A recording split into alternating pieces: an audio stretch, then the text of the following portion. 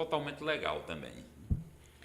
A nossa dúvida justamente é essa, porque eu ia fazer a pergunta e você já respondeu. E quando é um contrato de um cantor, como a gente sabe que muitas das vezes, para se garantir aquele contrato, o senhor acabou de explicar, muitas das vezes se faz um pagamento antecipado para garantir que aquele show, que aquele artista chegue no dia e vai estar aqui na festa para acontecer o evento. Exatamente. Da mesma forma que o pagamento feito, o artista não compareceu, dentro do contrato ele deve estornar aquele valor que ele recebeu para os cofres do órgão. Com correções. Não, no caso, sem não existe correção nessa... ele recebeu aquele valor, ele retorna aquele valor. O mesmo valor. Isso. Rafael, eu estou vendo aqui a questão da hora, você nos relatou quando chegou que tinha um compromisso às 18h30. Então, fique à vontade, faltam 20 minutos para a gente encerrar, aliás, para o seu compromisso. Então, fique à vontade, você é quem vai determinar... Eu estou de boa que eu já consegui resolver meu compromisso por aqui mesmo na bancada. Né? Então deixa eu tempo, né? fazer outra pergunta, doutor Rafael, aqui. Estou sem limite de tempo agora, Saldanha, estou livre. Okay. Durante a campanha eleitoral, algumas prefeituras que eu prestei meus serviços na área de comunicação, nós vimos algumas polêmicas entre situação e oposição, principalmente no que tange aos gastos com combustíveis. Né?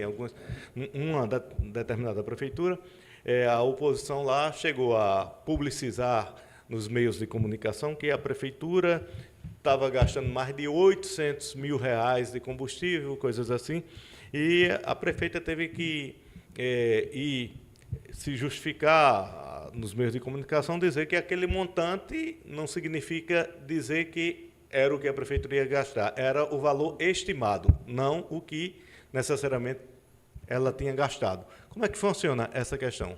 Não, essa questão do combustível é uma questão sempre polêmica, sabe, Saldanha? Mas, realmente, a gestora respondeu assertivamente.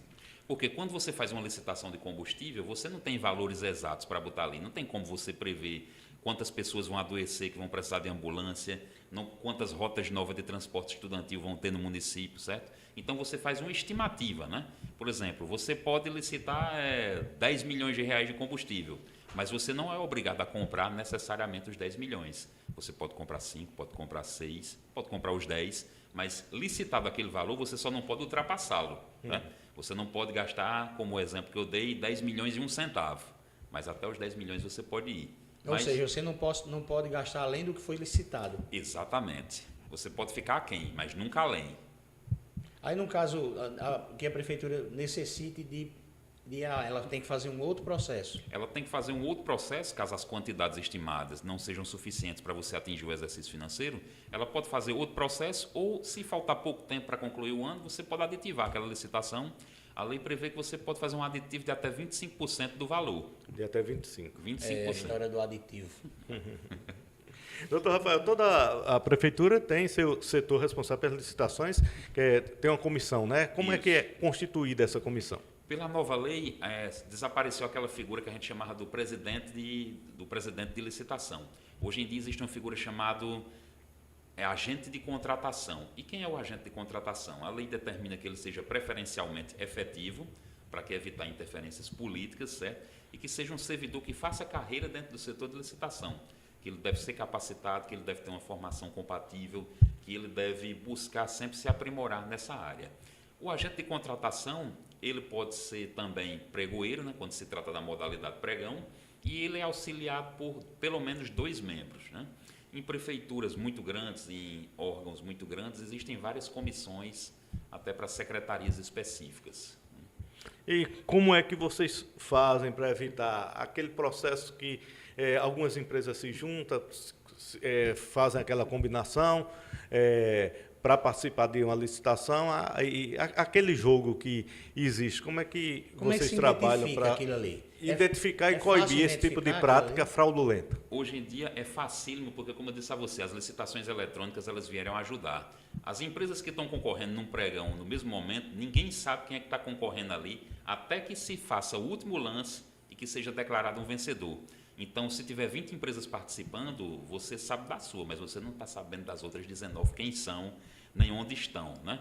Eu costumava sempre dizer que quando a gente fazia licitação aqui na região, uns anos atrás, antes das licitações eletrônicas, participavam empresas aqui de Patos, de Campina Grande, às vezes até de João Pessoa, Cajazeiras, Hoje em dia a gente faz licitações aqui que são participadas por empresas do interior de São Paulo, de Erechim, Rio Grande do Sul, de Tangará da Serra, no Mato Grosso. Então, o Brasil inteiro ficou conectado, sabe? Ou seja, a empresa não precisa necessariamente estar presente, ela participa de onde ela estiver. De qualquer lugar do mundo, se ela tiver um acesso à internet e estiver participando no portal. A internet ela veio assim, a facilitar muita coisa, a desborar. Qual é a palavra? Desburocratizar. Eita, agora que Essa daí mesmo. Enganchamos os três agora. Desburocratizar. Exatamente. Veio facilitar muitas coisas e também ela ajuda para que não tenha tantas fraudes, né? Como tinha antigamente, sabe que antigamente se fraudava uma licitação, você juntava 4 amigos, que tinha 4 empresas no mesmo ramo. Ei, vamos ver aqui, essa licitação na cidade tal, eu vou ganhar, naquela ali tu ganha, naquela outra tu ganha, eles se combinavam ali e já iam com tudo prontinho, né? Já com essa modalidade nova, isso aí ficou praticamente impossível de acontecer. Exatamente. Desde o ano de 2019, o governo federal, em suas compras, já se obrigou ao pregão eletrônico, certo? E todos os municípios e órgãos estaduais que utilizassem recurso federal também deveriam fazer na forma eletrônica. E a nova lei, que entrou em vigor em 2021, já acabou com a licitação presencial. Agora é tudo eletrônico. Essa nova lei já está funcionando em sua plenitude. Não tem mais prazo não de... Ela começou a vigorar no dia 1º de abril de 2021 e ela conviveu com as velhas leis até o dia 29 de dezembro de 2023, né? Para que houvesse uma transição entre as leis, para que os órgãos pudessem se adaptar. Mas de 29 de dezembro de 2023, a Lei 14.133 já comanda as licitações do nosso país em sua plenitude, né? Ela é o único diploma legal. A Lime Azevedo atua só com as prefeituras da Paraíba ou vocês atendem outros estados, são prefeituras de outros estados? Atualmente nós estamos na Paraíba, né? Graças a Deus temos clientes, bons clientes e sólidos clientes, né? E estamos aumentando a equipe aí aos pouquinhos. Quem sabe se em breve a gente não ganha o mundo, né? Como se diz. É isso aí. Não é difícil, né? Hoje, e principalmente com a chegada da inteligência artificial aí, ela já está facilitando muitos serviços aí. Com vocês, logo não vai ser diferente. Vai estar todo mundo aí utilizando dessa ferramenta para facilitar. Claro, a gente fica um pouco preocupado porque a gente sabe que a inteligência artificial ela está tomando o espaço do ser humano, né? Em muitas coisas a gente está perdendo o espaço para a inteligência artificial. Mas, por outro lado, ela facilita muitas coisas, ela acelera muita coisa. E hoje a gente sabe que o mundo precisa de celeridade, né? Para muitas situações a gente tem que ser uma coisa ali que não pode mais demorar. Um exemplo. Como é que funciona, doutor? A gente, pronto, falou em celeridade, agora a gente vai puxar para uma outra ramificação.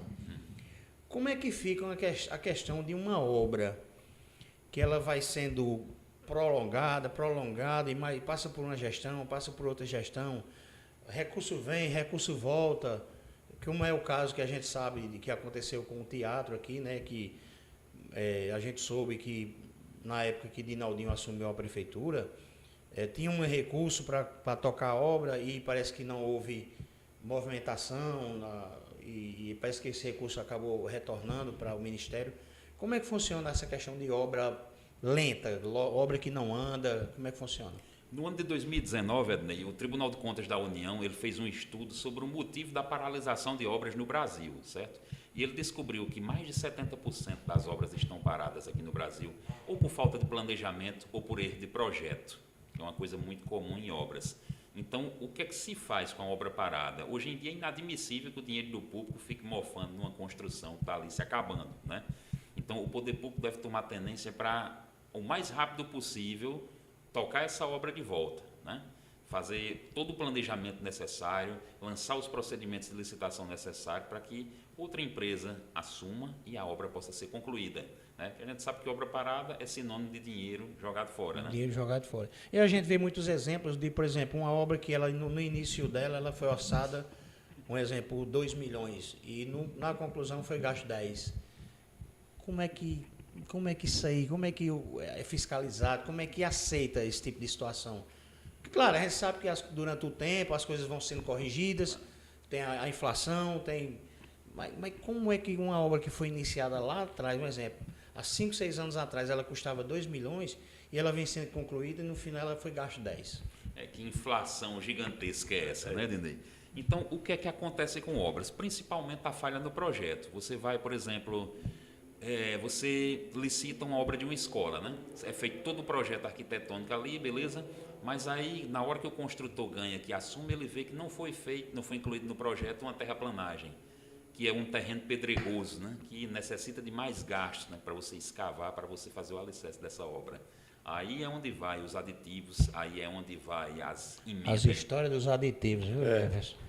E no caso, como aconteceu, salvo engano, na época que estava sendo feita essa rodovia que dá acesso a São José de Espinharas, que houve um problema, se não me engano, a empresa abandonou a obra, desistiu. Como é que, num caso desse, como é que é feito o processo de ajuste? Nesse caso, se eu não me engano, é uma PB, né? Uma rodovia estadual. Ou foi a de São José ou foi